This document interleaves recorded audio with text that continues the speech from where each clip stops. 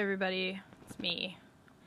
So in today's edition of having a real life and trying to be a writer, some shit has gone down. So, I mentioned that I work in blood banking. It's neither here nor there. As of today, so there's been some things happening at work, and without going into too much detail, I will summarize it thusly. It's a shitstorm. And my department has been nuked, and I knew that we've known this for a while, but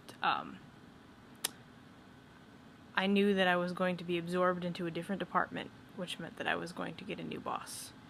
And the boss that I have is awesome and has been giving me additional hours to do things, extra tasks that are overwhelming, like scheduling and ordering and things like that. And because I have a new boss now, I can't do that. So basically I just lost half my job. So this is what you're seeing. Any sort of downplayed mood is because of that. I've spent most of today, this is my puppy says hi. I've spent most of today crying and generally being bummed out. I drank a little bit of bourbon earlier. If you follow me on Twitter, you'd know that. And hang on, I gotta help her up here. And then I passed out.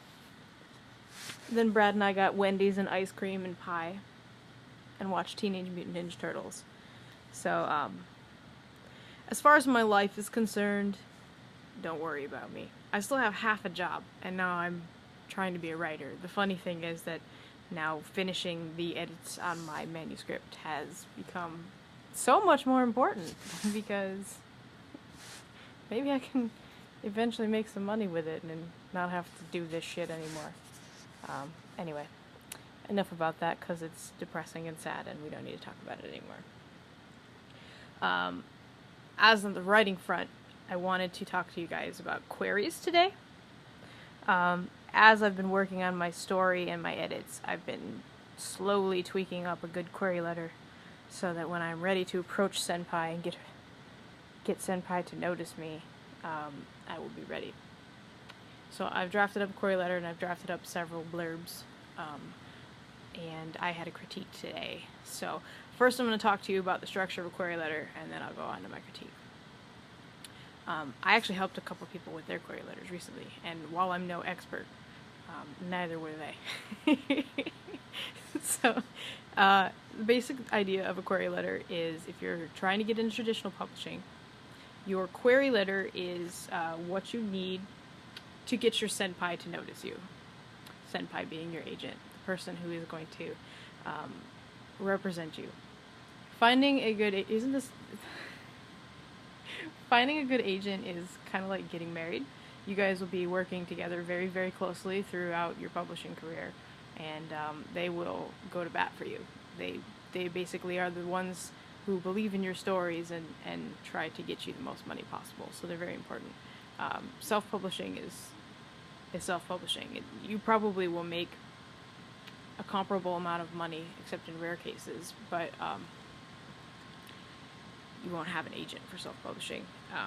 But in traditional publishing, you have an agent, and for me personally, I just thought it'd be really cool to say, I have to talk to my agent, and I have to go, guys, my agent, and I have a meeting, or things like that, you know. I just think that having an agent would be really cool. I also think, for me, and self-publishing, that having an agent will increase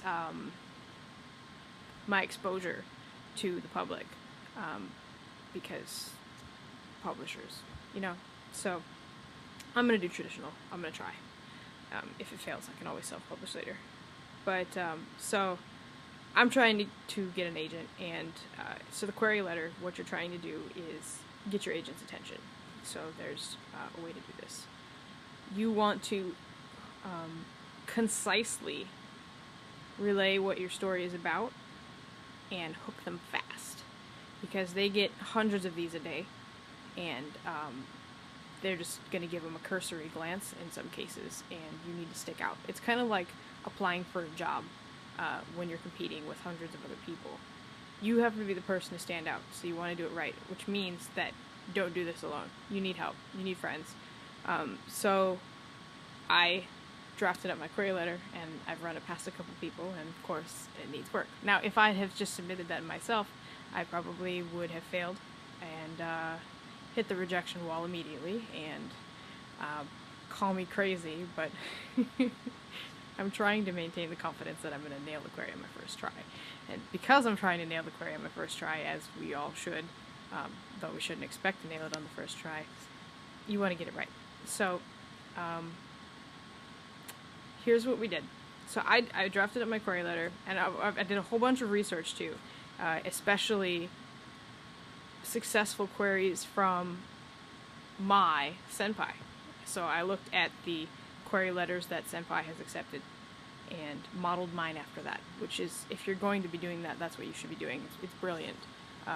Always try to tailor make your query letter to the agent that you have your eye on, especially if you can somehow connect with them.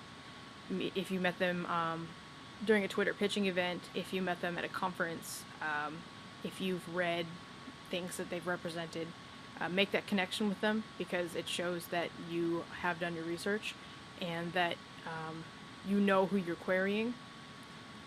Next thing you want to do is make sure you're querying the right agent. Don't query an agent who does not represent your genre. Get your query correct. Different agents require different things. Some want the query letter in 5 pages, some just want the query letter, some want the query letter and a synopsis. So make sure that you know what you need to be sending, and send exactly that. Most agents do not like attachments because a lot of times they come with viruses, so they don't trust them. I've seen cases where people don't include the things they need to include with their query, and you know, when you're trying to stand out from hundreds of people, these make you look bad, basically, that you can't even follow simple instructions, so make sure that you do that. When you are constructing your query, start with a hook. Include basic stats from your story, and I'm just going to lead right into mine. So when I submitted my query to a friend of mine, Natasha, who just she critiqued my first chapter, and I love her because she does this for me, and I'm nobody, and I really appreciate the time that she takes. So, but she said that my synopsis wasn't, it's too summary-ish. It's sort of like a play-by-play, and she says don't do that. She says hook them in the first 2 sentences, introduce antagonist, protagonist, potential love interest, the major conflict, what are the stakes. I've seen a lot of agents say this. What are the stakes? What is at risk? What is, what does the main character stand to lose if they fail? So, that kind of thing. I have to reconfigure my query. So, I'm working on that. The next thing that she mentioned, which is very important because I wouldn't have found this anywhere else. My story is 2 protagonists, alternating points of view. Trying to convey that in a query bogs it down because there's too many names to follow and too many things to keep straight. It seems meandering because I have to switch back and forth. Natasha said to stick to one, so pick the one who is most important, most intriguing, or whatever, and run with that. I mean, you don't have to make it perfect. You're just trying to hook the agent. I mean, don't lie to them. But you don't have to include everything in it. You just have to give them enough to make them want more. And that's what's important. So start with a hook, increase the drama, and end with a punch. And then at the end you should say something like, my story title, so-and-so many words, is complete, whatever, and go with that. I also, with this video, am including a link that I just found. Where did I find that? Oh, on the NaNoWriMo page that I keep mentioning, which has 20,000 people in it. They posted a link that has a whole bunch of sample queries. So I'm going to put that in the body of this message so that you can peruse them at your leisure. And if you have any questions about it or whatever, let me know. I'm currently having a conversation with a very cool author on Twitter. I'm not going to mention her name because I don't have permission. I could probably get it, but... Oh, she just sent me another email. I'm emailing her. She's having full conversations with me. This is exciting. When you start talking to people who are like actually published that, I don't know, care about what you have to say, it makes me feel famous. So her and I have been talking about dialogue. She's done a couple presentations, and one of them is like a dialogue presentation and how to write believable, natural dialogue, which is very important. You don't want your characters to sound stiff or unreal. And the other one was about sex and stories and making it realistic. Not like detail realistic, but situational realistic. Not rapey, consent, STDs, things like that. So she's very cool. I enjoy talking to her on Twitter immensely, and I'm enjoying talking to her in email as well.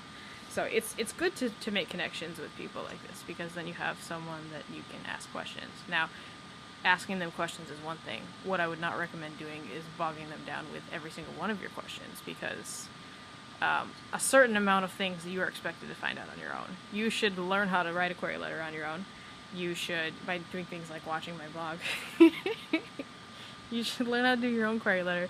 You should learn how to edit your own stories. You should learn all of this stuff on your own. But if you have specific questions, like, how do I write a query letter when I have 2 point of view characters?